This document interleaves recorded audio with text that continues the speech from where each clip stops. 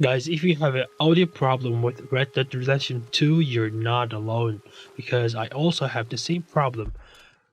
For dealing with this, you shouldn't go into settings because it has nothing to do with Red Dead Redemption 2 in-game. But you have to go to audio settings, click right, and open Mixer. And find Red Dead Redemption 2, and it's 25%. Every time you open the game, you're going to see that it's 25%. I don't know why, but even with the latest Red Dead Redemption, and still I have the same problem.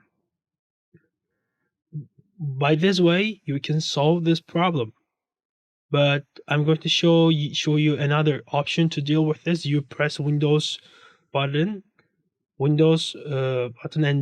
and G, and you are going to see Xbox menu there, and you can adjust the settings, audio settings from there.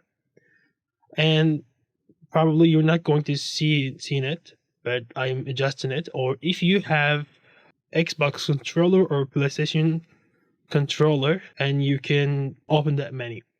And now you hear that it's out loud and the problem is solved. And every time you get in the game and you need to adjust it. And remember to subscribe if you find it useful, and have a good day.